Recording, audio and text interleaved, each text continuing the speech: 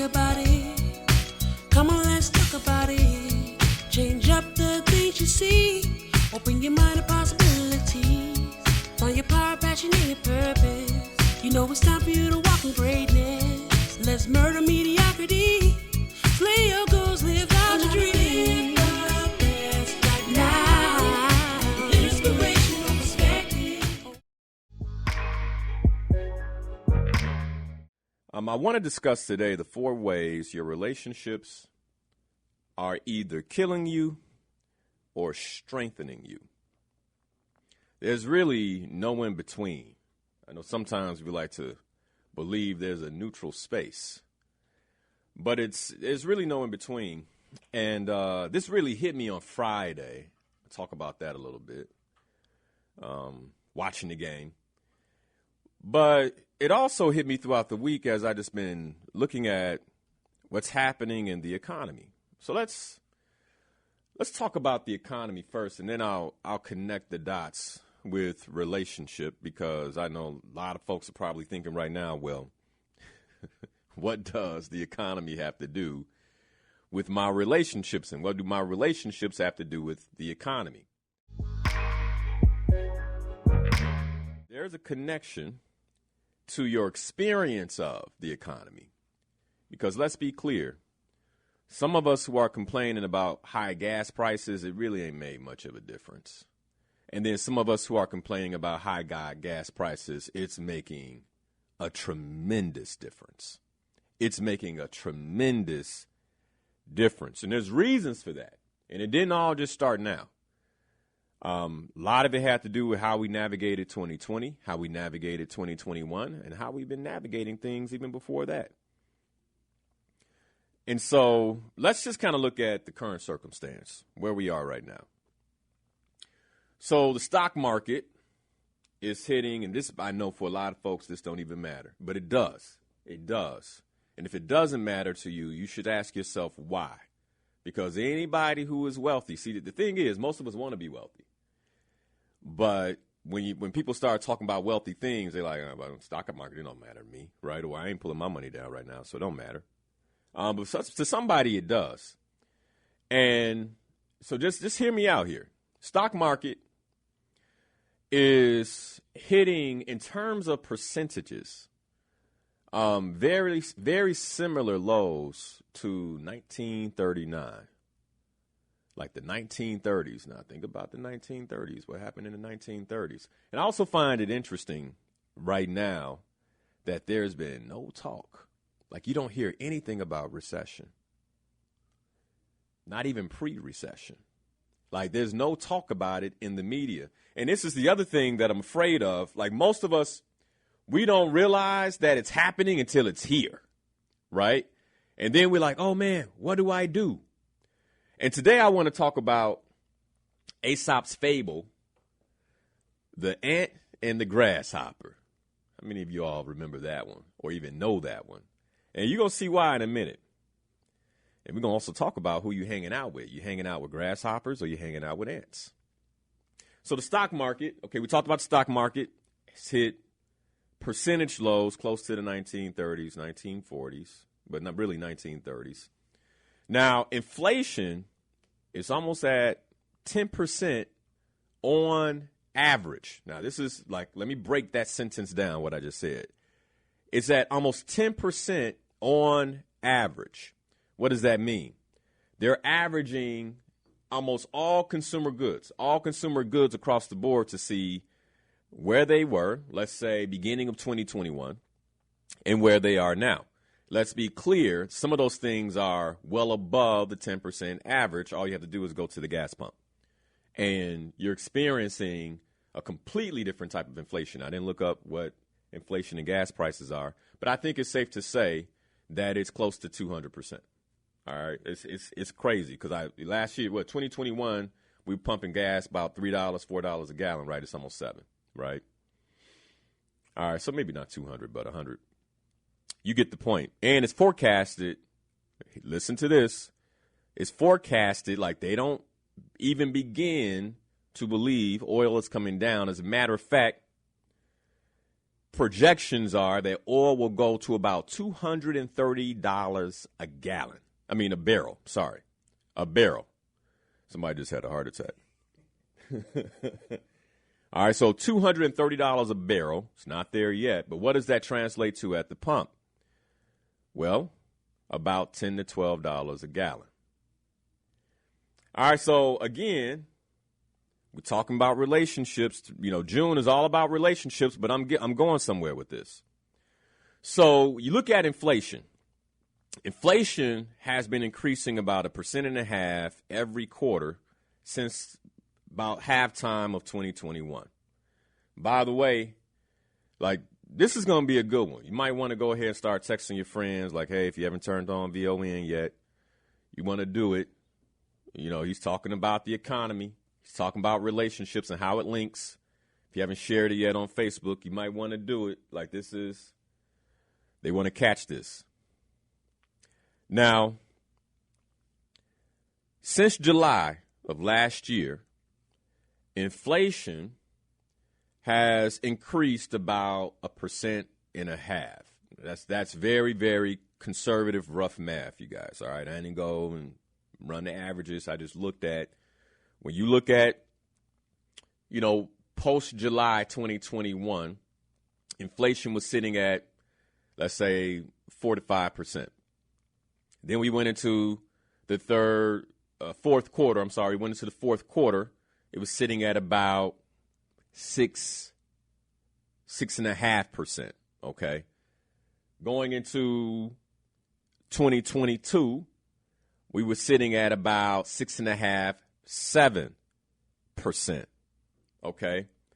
Into the first quarter, we were sitting at about 8.5%. Now we're towards the midway through the year, we're sitting at 10%. Folks, there's no indicator. There's nothing being done that's about to turn this around that I see, right? There's no economic policies. The few things that they tried to pass, gas gouging bills, all of them are getting knocked down. And there's more, I would say, not necessarily insidious, but you got to remember who runs this country. It's the wealthy. And it's been clear, we can see it, that the wealthy are always trying to squeeze for just a bit more. So the other thing that follows inflation is, very simply, prices are going up. Mine should go up too. And so any inflation in consumer goods, and by the way, due to transportation, things like that, even things that aren't necessarily impacted by that, right? Those things, too, will begin to go up because why? Like let's take me, for example. As a coach, I have to go purchase these consumer goods. I have a budget. I'm starting to notice that things in my budget are, starting to get a little tighter. What do I do to relieve my budget? I raise my prices. Right? And this is what business owners do. And so as inflation happens, other people start to catch up. So it's not like you can just turn the knob and it goes right back down, right? It doesn't work like that. As a matter of fact, most of us remember, some of us remember when milk was 99 cents. Remember those days? I don't know. Ade, you don't. Ade doesn't remember when milk was 99 cents. But a lot of folks listening right now is like, I remember when milk was 99 cents. Then you remember when it went up to $1.99. It ain't been $1.99 in a long time. Then you remember when you went inside the grocery store and you're like, it's $2.59. Milk is $2.59. It hasn't come down. There's a squeeze that's taking place. Now, most of you all know I do a lot of traveling. I travel the world. And when you go to other countries, please just listen to me carefully. I really want to make sure everybody gets this. When I travel to other countries, one of the things that you notice is that when you go to exchange, your American dollar for their money, it can go a lot further, right? It can go a lot further.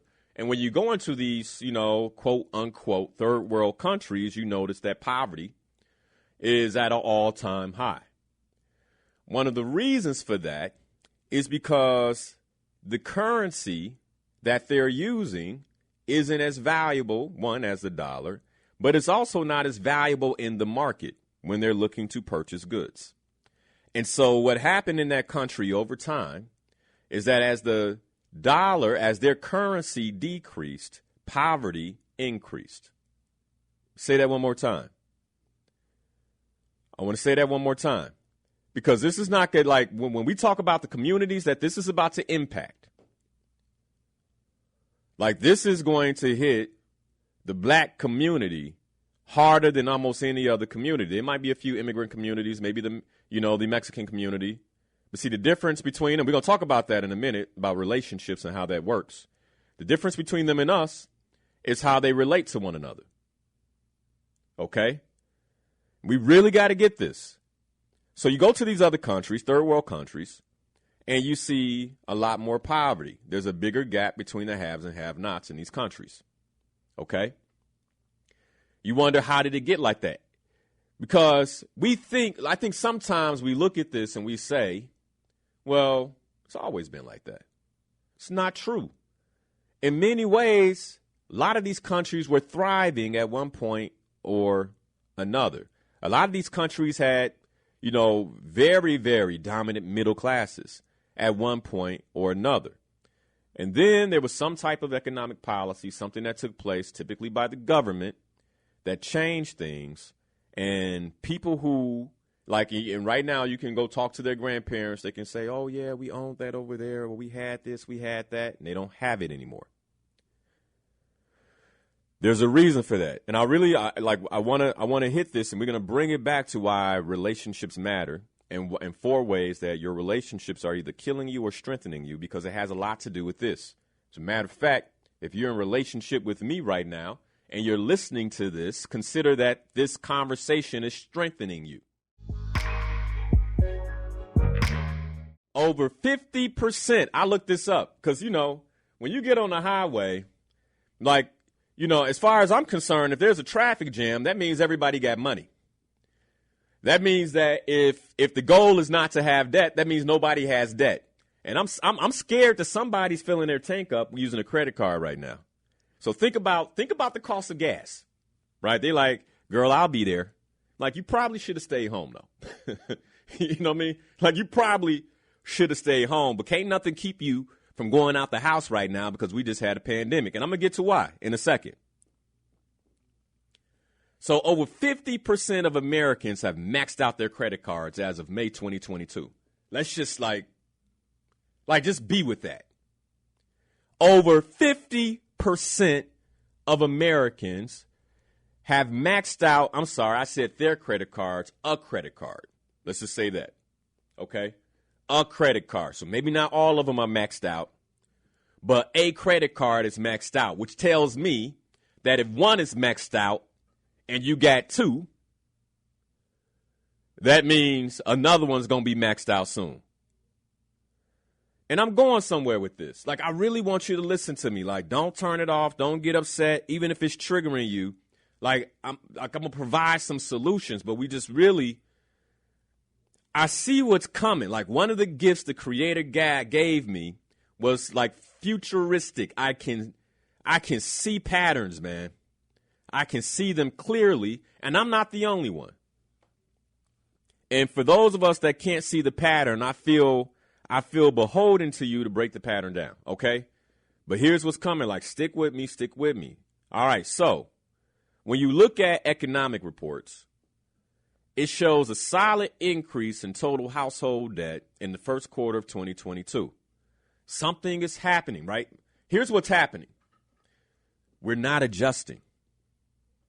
We are not financially adjusting to what's taking place right now. And you all have to know that whenever these things happen, what's happening is the middle class is being squeezed, so that way when the opportunity comes, they can't move into another level. You get where I'm going? You'll be so underwater that when houses are on sale, because they're not on sale right now, I want to make this real. When houses are on sale, you can't buy one. Or you've defaulted on your credit, and so your credit's not good. I looked up FICO scores on average in the United States of America. And when I looked up FICO scores, what I saw is only 20% have scores 800 or better. That's whatever. Okay, that's cool. That's A1. But then up to 40% right now have about a 712 or above. It's pretty good. That's pretty good. Now, we haven't even discussed the other 60% and where they are right now, given this current circumstance. Like the current situation, the other 60%, that means they're tier 3 in credit, which means they're already paying a lot more interest than everybody else, even if they have a credit card. And like, if you're not building your way out of that, I'm afraid, like, if right now in this moment, you're not building, like, climbing your way out of that situation into tier 2 credit or tier 1 credit, I'm afraid that if you're not awake, you may find yourself either in bankruptcy or in heavy debt by the end of 2022. Like, listen to me. And again, this comes down to relationships. I'm going to tell you how it comes down to relationships in a little bit.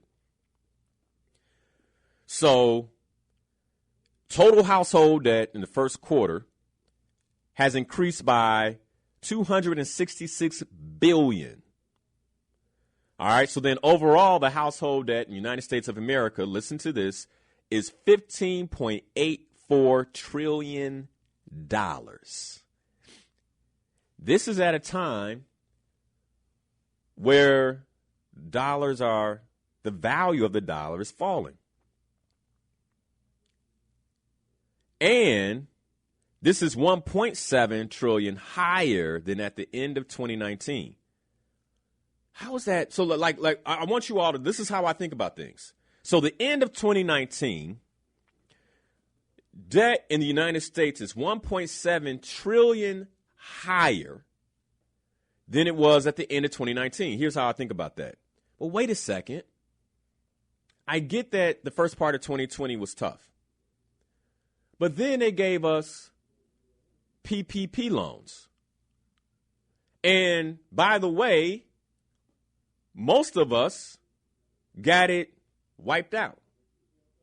So then what else could that be? So I'm like, all right, this is household debt. This is not business debt, because then I started thinking about SBA loans for businesses. And they gave those out like free water, right?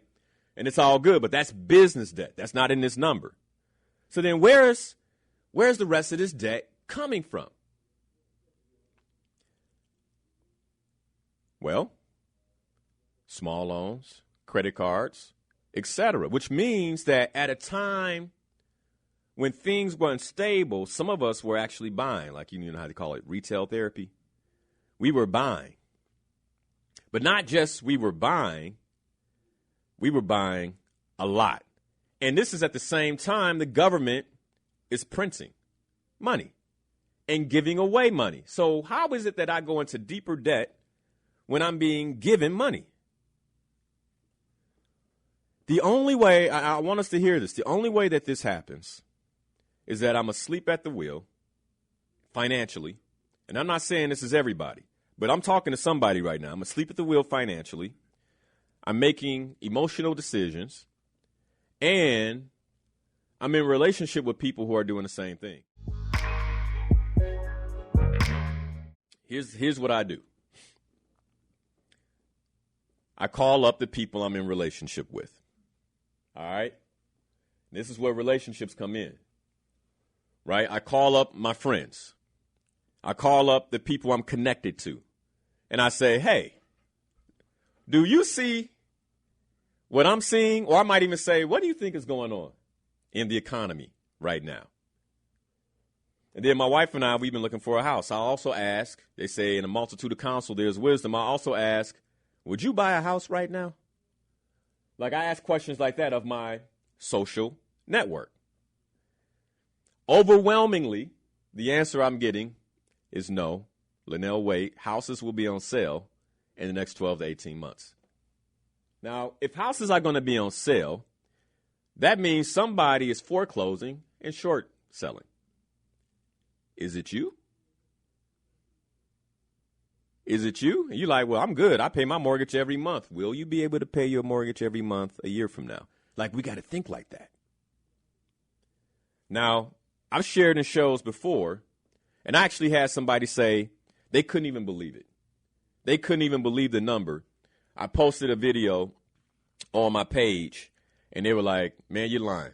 Ain't no way that, 80% of American households are one paycheck away from, basically being broke.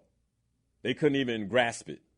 But I'm like, no, that's what, like, I'm not lying. Like, I just read what the report said. You know what I'm saying? Like, don't blame me, but they couldn't even, they're like, no, you're lying. That's not true.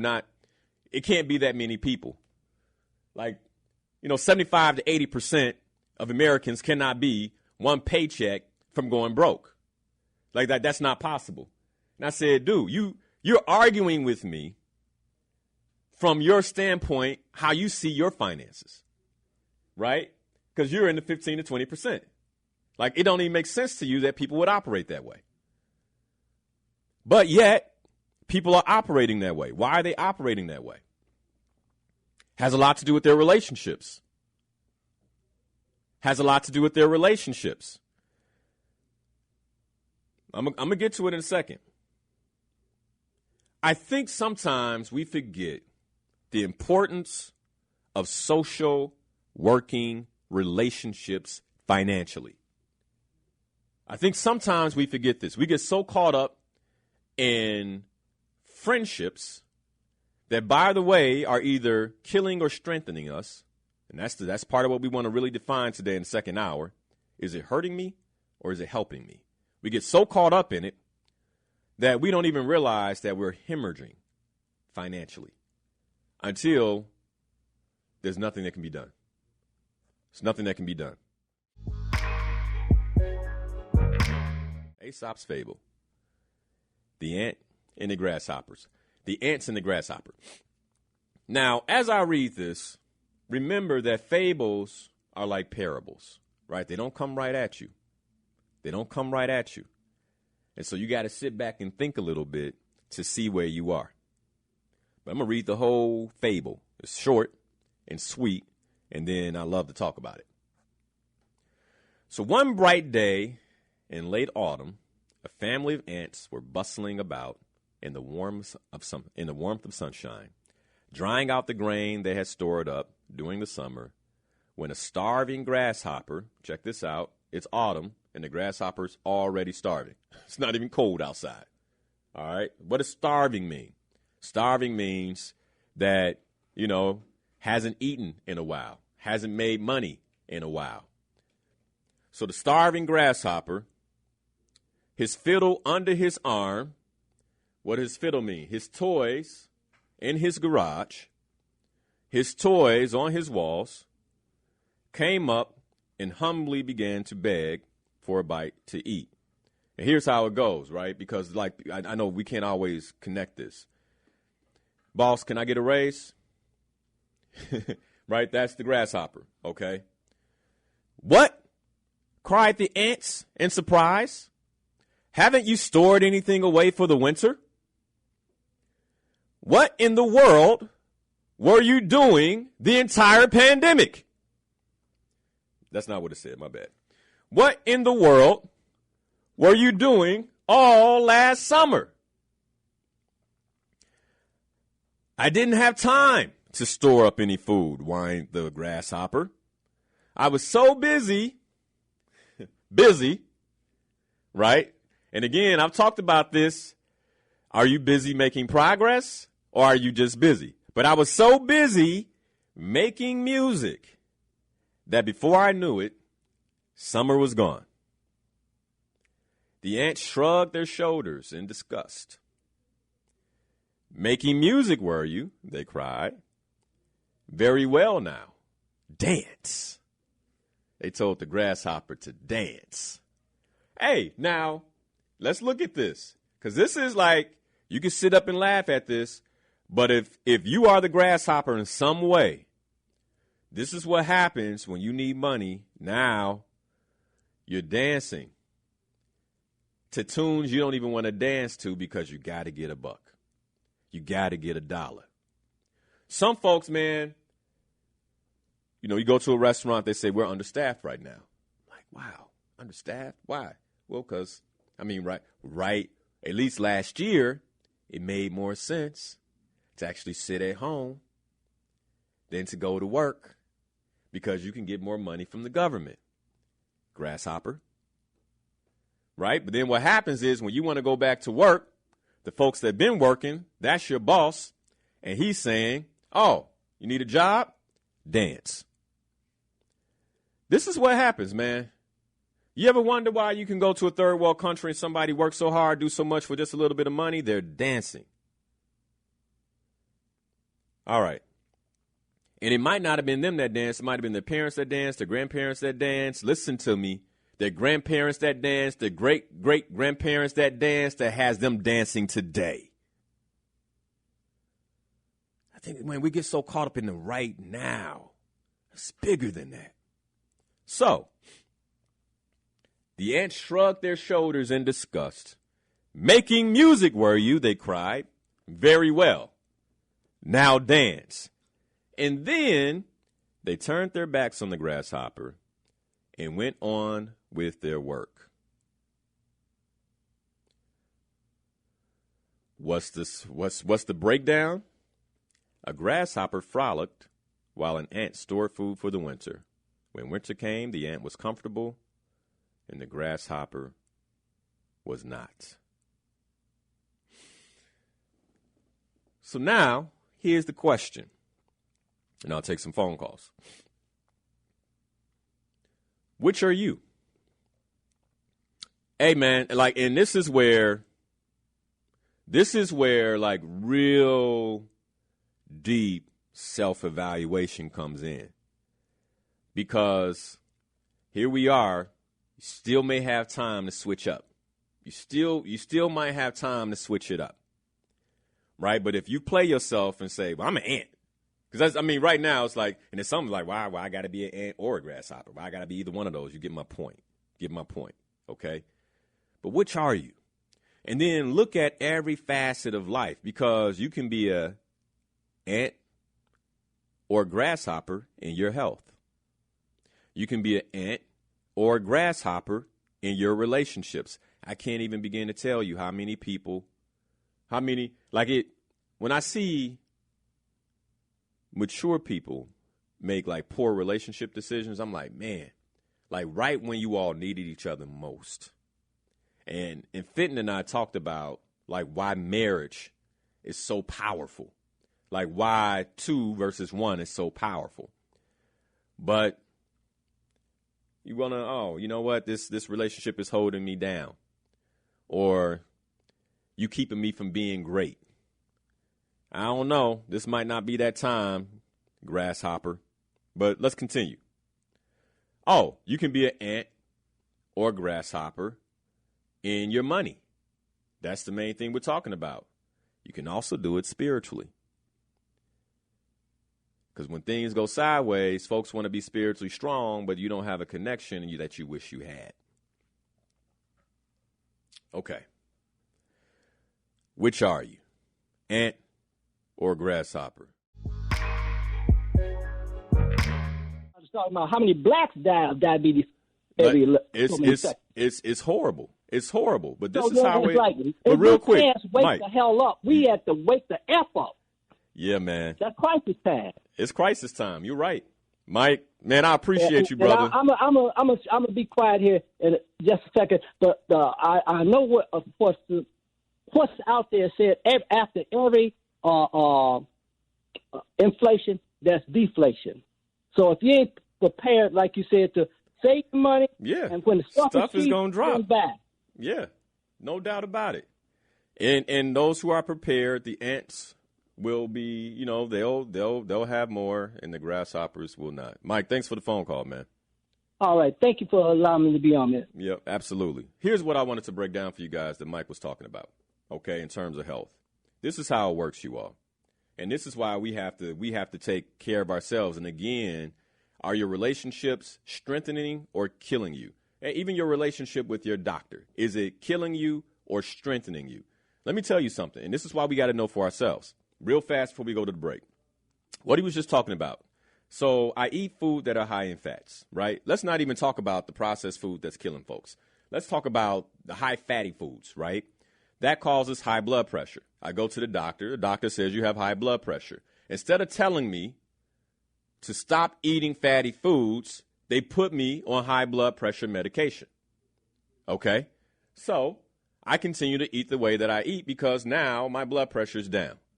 Well, what does fatty food lead to? Well, it leads to, one, diabetes, heart disease, other things that will kill you. But before it kills you, they want to squeeze you for all the money they can get.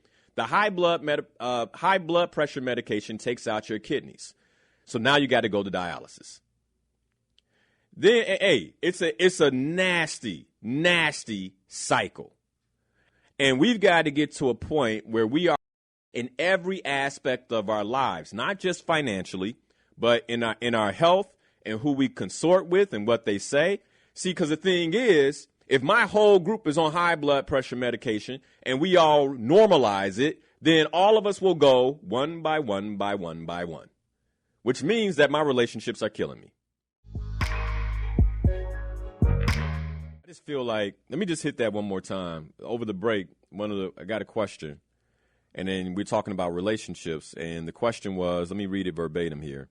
What do you do if the toxic relationship is family? And I just gave a quick analogy. And I said, if you knew, that a family member was slowly poisoning you. Every time you go and have a meal, they're putting poison that sickens you in your food. And you know this. Like you feel it. You feel it in your body. Every time I go over here and I eat, I feel weaker. I get sicker. Would you still continue to go and sit at that table and eat? Would you still continue to go sit at that table and eat? And if you do, then it tells me you don't love yourself and that you're likely codependent on the relationship, and they know it, which is why they continue to sicken you to keep you dependent or codependent, and that if you truly love yourself, you got to run. You got to run. Why should we love ourselves? Because we're children of the Creator. You're a child of God, which means you have a purpose on the planet. And if you know someone is trying to siphon your spirit, literally siphon your soul with toxicity, then you owe it to yourself and you owe it to the Creator to cut that relationship. I don't care if it's a mother. I don't care if it's a father. I don't care if it's a brother. I don't care if it's a sister. I don't care if it's a cousin. I don't care if it's a nephew. I don't care if it's a niece. I don't care if it's a son. I don't care if it's a daughter, grandchild, you name it. You owe it to yourself to set healthy boundaries on the people in your life if you know they are killing you. Let them go. Now, let me tell you what happens with poison. Somebody needs to hear this. When you've been poisoned over a period of time, the body becomes used to the poison. Even though it gets sick, it gets used to the poison. You might almost feel like you need the poison. This is what we call trauma bonds. Like you go to therapy, they call it a trauma bond. You might feel like you need the poison. So what happens is the person who asked the question, and anybody else out in the audience who's struggling with this in a relationship that you know is killing you, as you begin to separate yourself, you will go through withdrawals. And you will feel like maybe you didn't make the right decision. Because I feel sicker now. I feel more helpless now. I feel worse now that I've cut them out of my life than I did before. Consider that is called the detoxification process. Anybody that fasts, anybody that goes through a cleanse, they understand this. Because as my body cleanses, I feel worse. I get headaches. I might even see things come out of my skin because it's pushing the toxins out.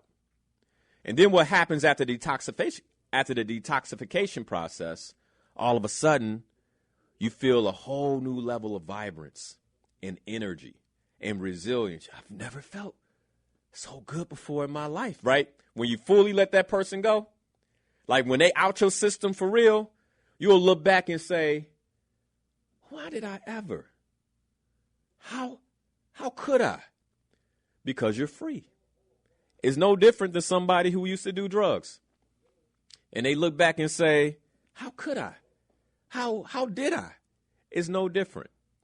And so that's the same way relationships play on us, you all. And so that was a phenomenal question. Thank you for asking. And, man, praying for you. Because that's tough. That's a tough place to be in a toxic relationship. I don't want to have all those riches. All I want to do is live a good life. Yeah, I get that. You know what I'm saying? Yeah. But the age is what's killing me. The age. I understand what you're saying about wealth and growth. Mm-hmm. But we never think about that time that you're building for somebody to say, okay, you made enough money, now you can retire. Yeah. Guess what happens all the time? You die. They know that, man. But Wardell, they know that. You get that? They got the stats. They know that. It's a setup. Right. This I is, was just saying. and I get your point, but this is what I'm really trying to get. Like, we have to. Here's the thing. The black community, we know that this program doesn't work for us. Like, all you got to do, I can look at my mama. She passed at 63. It doesn't work for us. So if I see that, then why am I planning out my life the same way? Like, this is why at the height of my career, at least this is what one of my mentors told me, like, you leaving corporate America right now? But at the height of my career, I left to build my own business because I saw that at that point, that in order for me to truly live out the American dream, I was going to have to sell my soul and my time to a corporation. Right. For the next 30 years. Yes. Right? I would be able to drive a luxury vehicle, and I'll probably have a nice home, by the way, which I would be bound to.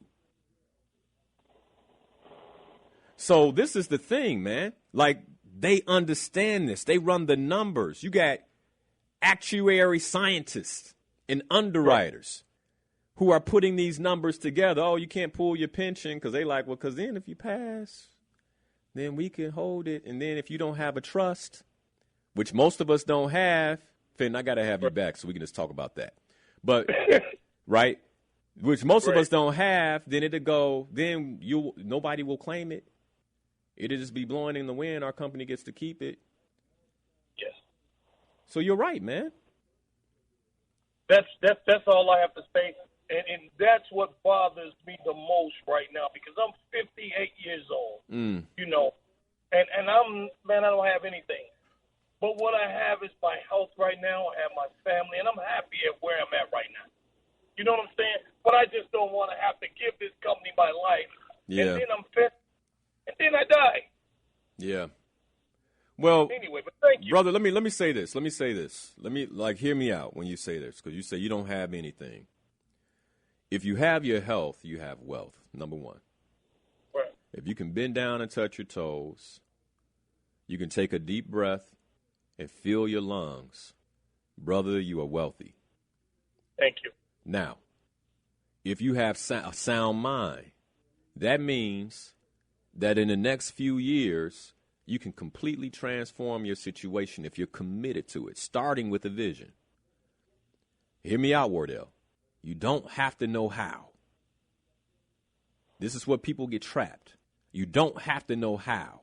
This is why I'm talking about relationships. You think I know how to do all these things? I don't know how to write a trust. I don't know how to set up a life insurance policy. I don't know enough about annuities to sign you up. I got them all. Okay. Because I have the right relationships. Right. And so what I would tell you is to begin getting in relationship with people who you know can grow you and set a vision. Write this down, man. Set a vision. Set a vision. Where do you want to be in the next 2 years? Where do you want to be in the next 3 years? Florida.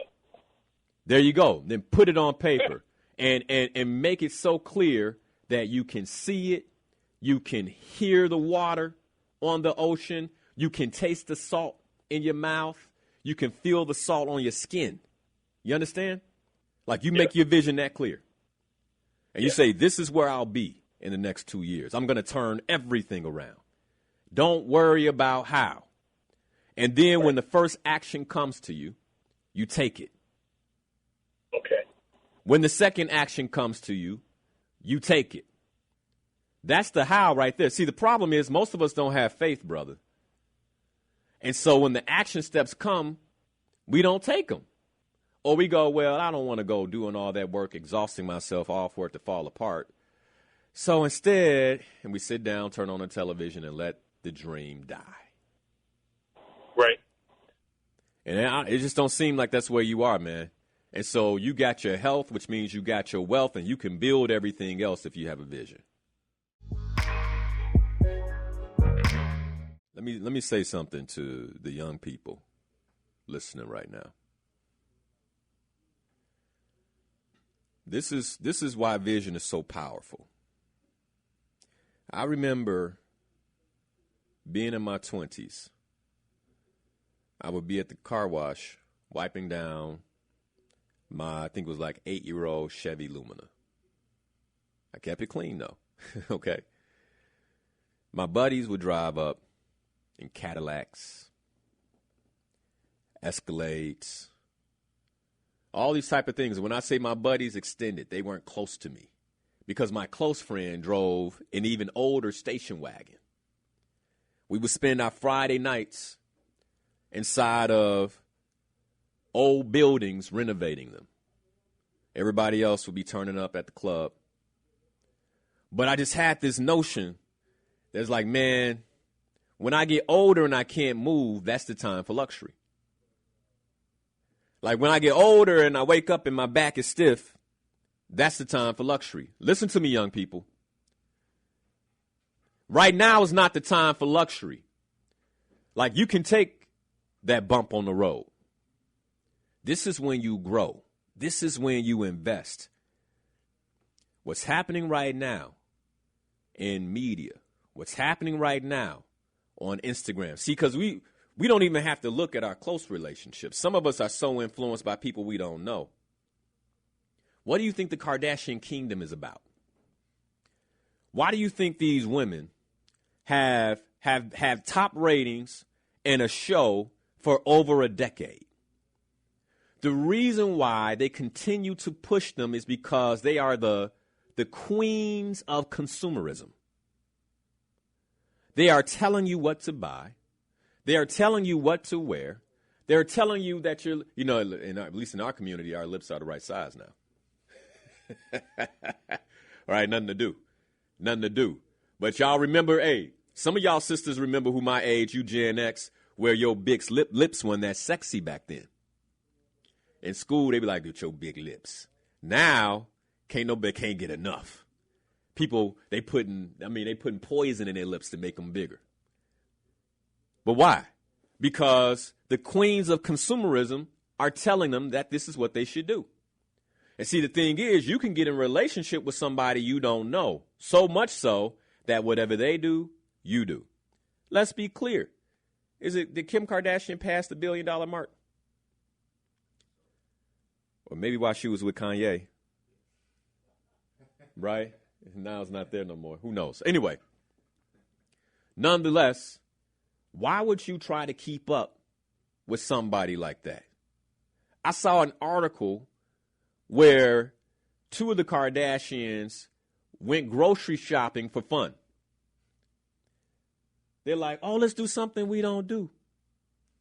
And they're like, how does this work? They had a cart. How does this work? Oh, my God. Oh, you're so crazy. You can't push a cart. Y'all trying to keep up with them? And by the way, they were born wealthy. Folks, young people, hear me out. This ain't the time to floss. This ain't the time for all the J's. This ain't the time for the Balenciaga and the Gucci and the Louis Vuitton. I got a guy that works for me, man. My brother and I sitting on the porch. He walks up and I'm like, oh, you clean today, man. You know, he was dressed up. You know, hey, you clean, man. He's like, yeah, man. You see the Alexander McQueens? I said, what's that? I don't know. I don't know what Alexander McQueen is. Even the McQueen, I'm like, I don't think I would want to wear something that said McQueen. It just don't seem, McQueen. Anyway, so he's like, you see the Alexander McQueens? And he put his foot out, right? Like, yo. I said, oh, okay, well, what those do? I said, man, these $800. Now, I pay this guy. Okay? I said, yo, you bought a pair of $800 shoes? You got a pair of $800 shoes? I don't even think I own a pair of $800 shoes. I can't even bring myself to buy red bottoms. Let me tell you why I'm married to my wife. We were in Vegas. We go past the store, Kristen Louis Vuitton, right? I said, babe, you know what? You should have some red bottoms. She said, okay, we go inside the store. She's looking at the heels, and she looks at the price. She said, I don't want you to spend $1,600 on those shoes for me, baby. Buy me some stock. So if you see my wife's shoes, and when the heel comes up, they're not red bottoms, don't think she don't have paper. She got literal paper, stock statement. See, this is the thing. We are mixed up. Like, and the reason we doing it is because we see multimillionaires and billionaires, and it just don't even matter at that point. And honestly, to tell you the truth, $1,600 ain't gonna break us. Like, it won't. But she don't even want it. Like, no, I'm cool. I'm good. You know the other reason why? Because there's a healthy level of self-love. She knows it doesn't define who she is. The red bottoms don't make her. That's why I love it so much.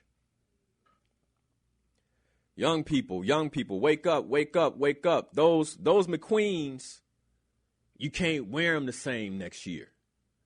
But if he took that right now, Google and Amazon are about to split the stocks, 20-1. I don't know the dates. It's coming. But if he took that 800 and just put it in Google, you know what I'm saying?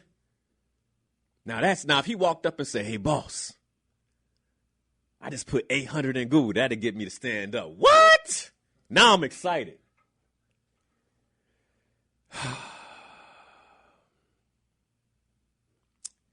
Young people.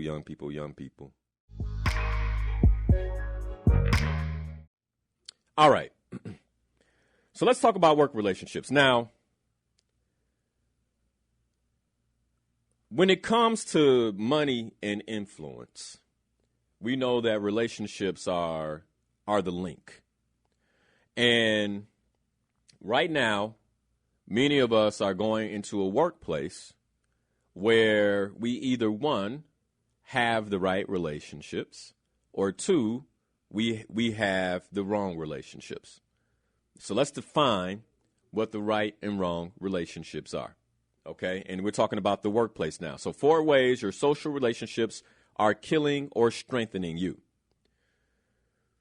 If I were to ask you right now, and you just, be truthful with yourself about the level of relationship that you are in with your boss, what would you say on a scale of 1 to 10? Like, and let's keep in mind here. Let's keep in mind that this, for those of us who are entrepreneurs, then how I want you to think about it is the level of a relationship that you are in with your clients, because that's your boss, right? The level of relationship that you are in, if you're an entrepreneur, with any service providers that you depend on. All right. Okay. So, for those of us who go to work every day, right? On a scale of 1 to 10, what would you say your social relationship with your boss is? 1 being not good at all. 10 being they just left my house for breakfast. Okay? Like, we cool like that. Okay? All right, we cool like that. Now, as I'm saying this, I know somebody right now is saying to themselves, I would never want my boss over my house for breakfast. I would never want my boss over my house for breakfast. Okay? Okay, let's flip it then. Maybe you don't want your boss to see your house. All right, so let's flip it.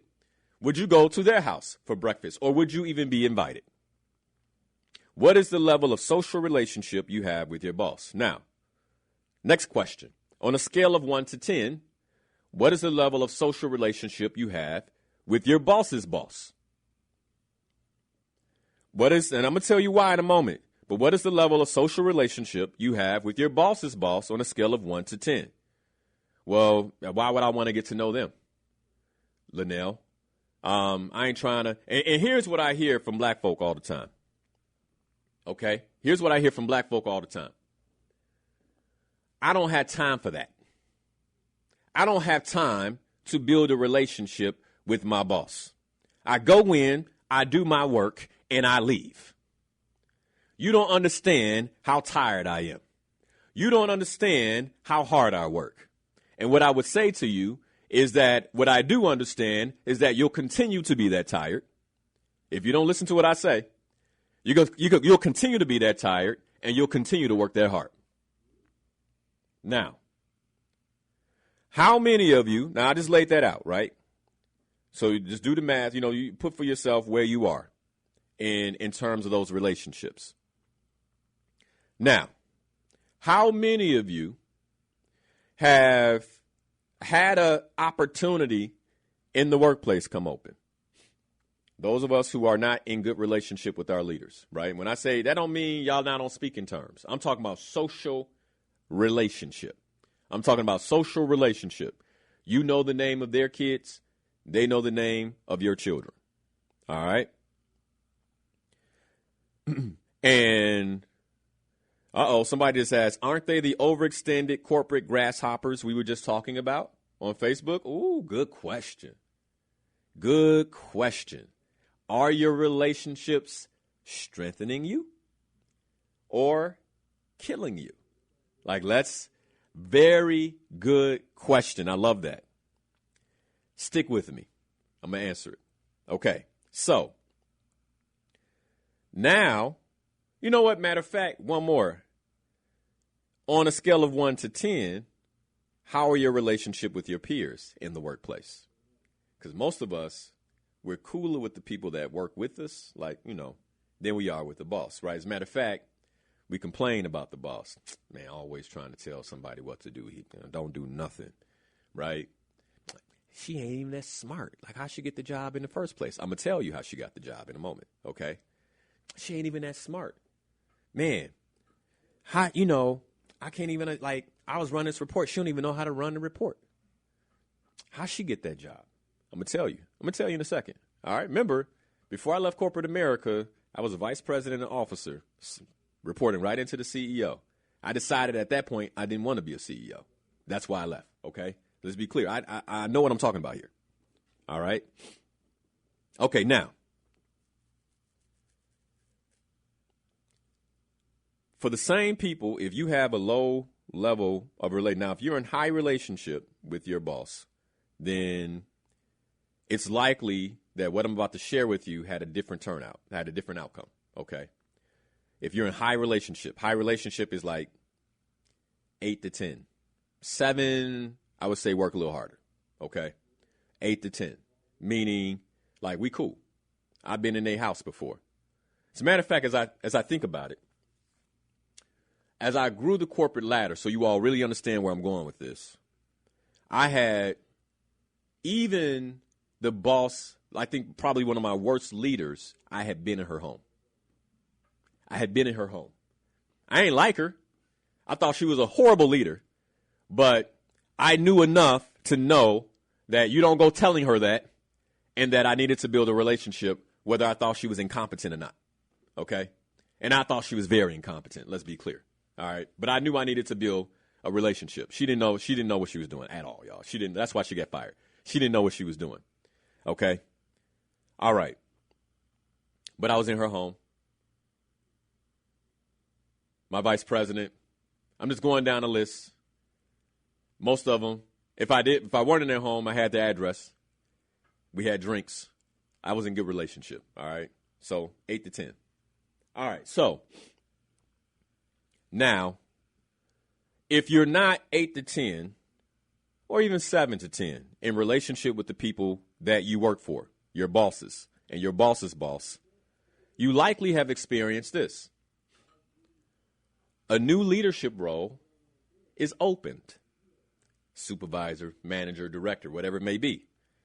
And you, by the way, because here's the thing about black folk that I know. Like when we know it, we know it. Like when we know it, we know it. We're the best. Like now when we playing games, like everybody know, even you know the sister or brother at the job that you like, they gonna get fired. Right? You know, like they gonna get fired. Right? But you good at what you do. You know what you're doing because you have to know what you're doing because you know your work is always being scrutinized. That's us, right? We put our head down and we work. Okay. So for those of us that put our head down and work, one of the most frustrating things that happens is when a new role comes up. I know this has happened to you. I've seen it happen. And you apply. Because, by the way, you're the most competent person on the team. And you have your bachelor's and your MBA and all the things that you're supposed to have, right? And you don't get the job. As a matter of fact, the person who gets the job doesn't know half of what you know. Give me some hearts in Facebook right now if this has ever happened to you. Like, just let me know that I'm on the right page. You can give me some anger emojis too, right? But give me something. Let me know if I'm on the right page and this has ever happened to you. Like, you know that you're the most qualified person for the role. You're the most qualified person for the role. You put your head down. You do the work. You know all the systems. And then all of a sudden, here come the hearts and the emojis. You can put some anger emojis there too because I know you're mad about it. All right. And then all of a sudden, a new job comes open. And the person who doesn't know half of what you know is your boss. Are you kidding me? Are you kidding me? How does this happen? Now, Ade. Hey, Justin, turn on Ade's mic. You turn on your mic too. I'm gonna give you a real live analogy right now why this happens and why you're working on the wrong relationships in the workplace. Okay? Real live. Grab your mic, Justin. Okay. Okay, gentlemen. So I'm building a brand new team for one of my companies. I've just hired both of you out there. You're already on payroll, but I just hired a company. I just hired both of you all as directors of my organization. I want you all to listen to this real clearly, okay? Now, Ade, you run production and video editing, and we're about to blow it out the water. The goal is 1 million followers by the end of the year, which means we gotta create the team. Justin, you're over all things audio, okay? You're over all things audio, and I want a podcast with 1 million followers by the end of the year, okay? You're the director of that organization. Who are you about to hire? Tell me about the people you're about to hire. Who are they? Ade, you go first. Just give me a name. Who comes to mind? Anybody. Definitely somebody prominent in running the floor with production and stuff. I don't know a name though. Give somebody you know. Somebody I know. Yeah. Okay. Because that's who you're gonna bring in, ain't it? Right. You're right. Okay. Hold on, Justin. Hold on. Give me a name. I got a guy named Jeffrey Taylor. Oh, how well do you know Jeffrey Taylor? I know him for about 6 years now. Oh, you're in a relationship with Jeffrey. Oh, that's my so bro. Jeffrey now, because you know him, like we don't know how competent Jeffrey is, do we? We don't know if Jeffrey's the best, do we? I know he's the best. Do you really know he's the best in Chicago? Not in Chicago, but from his work, I know he's he's appropriate for my team. Your exposure to him. Yeah. Y'all see where I'm going with this? Yeah. Where am I going with this? Where am I going with this? Tell me in Facebook, y'all see where I'm going. Where am I going with this? Tell me where I'm going. Exposure. Say it again, I It almost makes it seem like I'm using them. No. You know him. Yeah. You getting him a good job. Mm-hmm. Yeah. Right? Right. Say it again, Ade. Exposure. Yeah, Exposure. Yeah. Oh, exposure. Mm-hmm. Yeah. Oh, here's the thing. Like, I want you all to hear this. Going to work and putting your head down and doing great work is what got you the job. Mm-hmm. That was the entry point. They knew you knew what you said you knew. Otherwise, they wouldn't have gave you the job in the first place. Here's the thing about imposter syndrome and how America's doctrine of inferiority on the black community works in the workplace. I got the job, but I still feel inferior. Like, hear me out. Especially if you're working with people that don't look like you. Like, listen to me. You got the job, but you still feel inferior. All right? So now I have to prove, even though I got the job, that I know what I'm doing. Listen to me. So I focus for the first 2, 3, 4, 5, 6 years on proving that I know what I'm doing.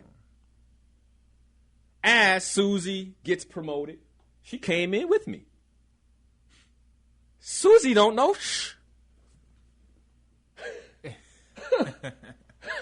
You know what I'm saying? Yeah.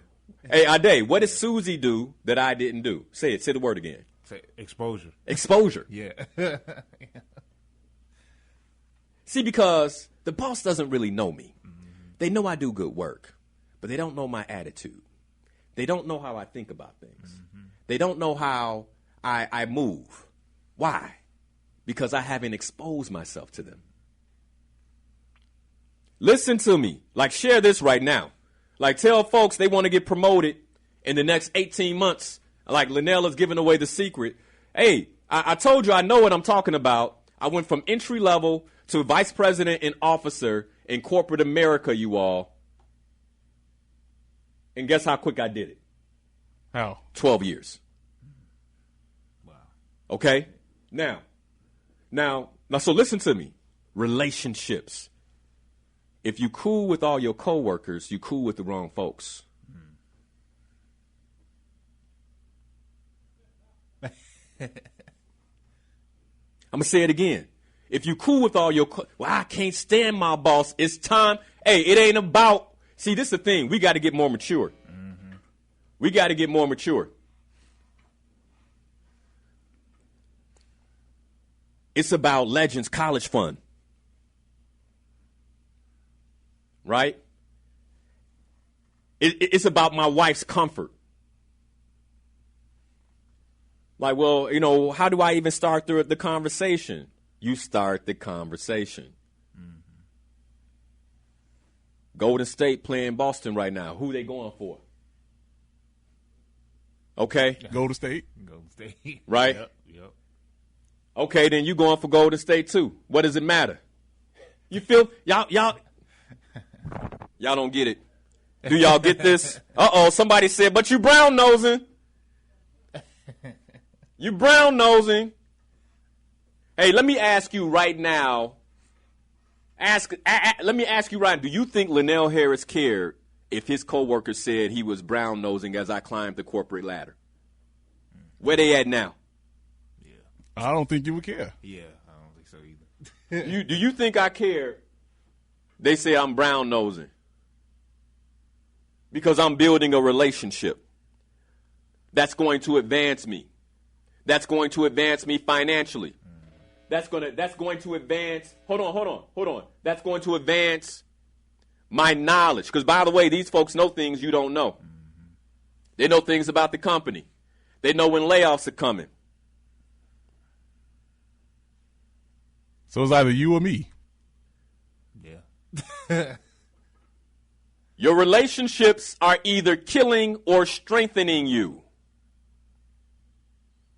By the way, if my coworker says behind my back you're a brown noser, are they really for me? No. We worry about the wrong folks.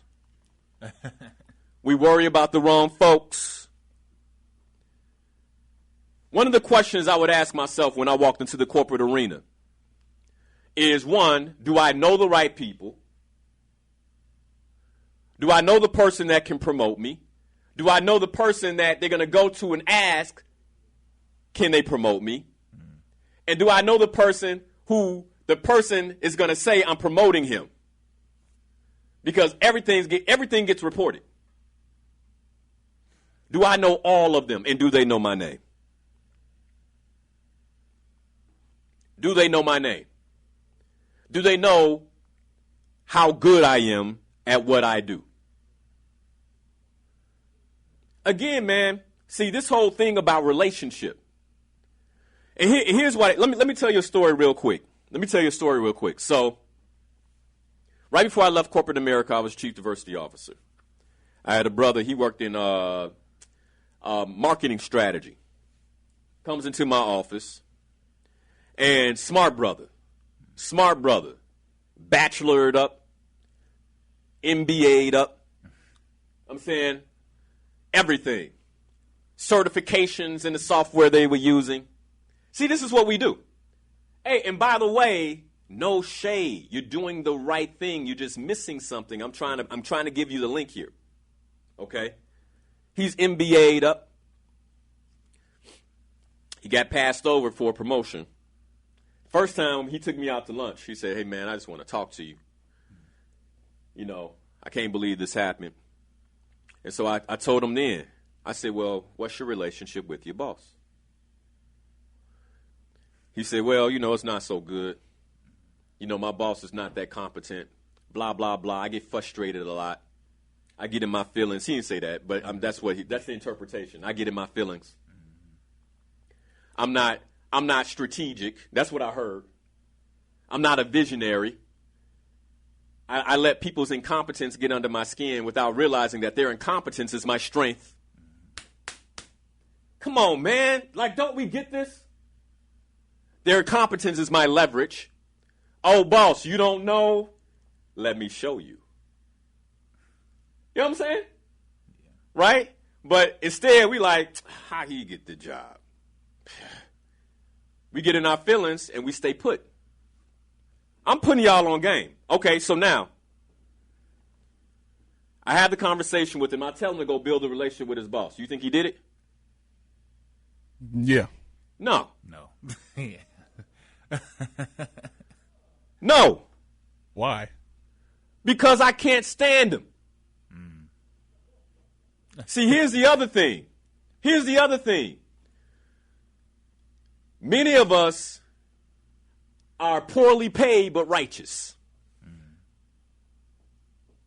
Hey, man, I know I'm making somebody mad right now, but stay mad and listen. I love you.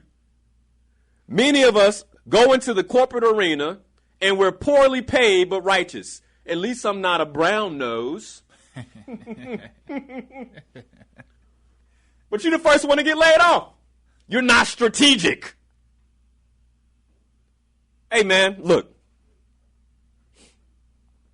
So then, same job opens up a year later. He goes for it. You think he got it? Nope. No. No. Why not? He didn't expose himself. He didn't expose himself. So I asked him, I said, so now he comes in, guess what he called it? I didn't get promoted. I'm the top flight person on my team, and they didn't promote me. This is fill in the blank. Fill in the blank. Go ahead. Philip, what is it? Somebody put it in Facebook. Whenever we don't get promoted, whenever things don't go our way in the corporate arena, what do we do? It's racist. Racist. Racist. Yeah, that card. This is racism. So I said, man, sit down. Sit down. He's in my office. Sit down. I said, I told you to get to know your boss. If you were building a team of people that needed to do the work that you do today because you got promoted, who are you going to promote? The people you can trust, the people that you know, and the people that you are exposed to.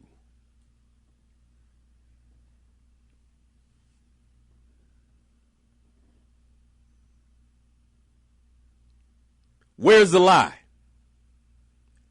Where's the lie? Where is the lie? Now, if you're not going to do that, you ain't going to be a boss very long, nor will you be successful. I can ask any of the entrepreneurs right now, as they're building out their teams, putting people in place, as they build that team, I'm telling you right now, we're building a company. It's going to be a multi-million-dollar company. And the people that are working for us right now, my brother and my partner and I, we're constantly saying to ourselves, where they rank, where they go, like where they going to be. They going to be here for the long haul? Will that be a manager? Will that be a director? Like, I see the vision. Now, do they? Do they? Are they building relationships with each other? Or are they trying to build relationships with us?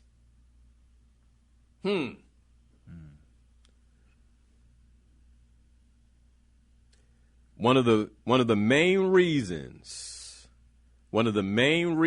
many of us right now have been turning our wheels in the corporate space is because we don't understand strategically what everyone else does. And what they understand, what daddy told them is when you go in there, get to know your boss. Have drinks with your boss. Go to lunch with your boss. Get to know your boss's boss. Make sure they understand you. Make sure they know you. Get feedback from your boss. Solicit feedback from your boss. When your boss is speaking, be quiet. When they give you feedback, say thank you, sir, versus argue. Because guess what? Why would I want to promote Ade? If every time I gave Ade feedback, he was like, but. Yeah. Like every time I gave him feedback, he had something to say. Why would I put you on another level? Right. But if he said, you know what? That's good feedback. Thank you. Guess when the next position comes open, who I'm putting in that position? And then, by the way, that doesn't mean Ade can't give me feedback, but when he gives me feedback, he knows how to do it. Excuse me, sir. I have a question. You know, it didn't necessarily completely make sense to me, and I was just wondering why. Do you have a moment for some feedback? I think it's going to make the business better, sir. I think it's going to make us better. Is this a good time?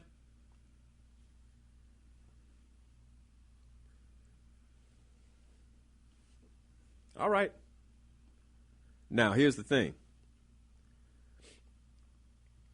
I teach this course in corporate America to high performers, diverse high performers, by the way, because CEOs actually understand what's happening, that there are a lot of folks who are trapped in positions who are good at what they do.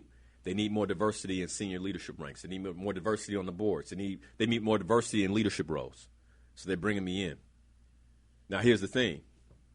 Some of them do what I say. Some of them don't. This morning, what about you?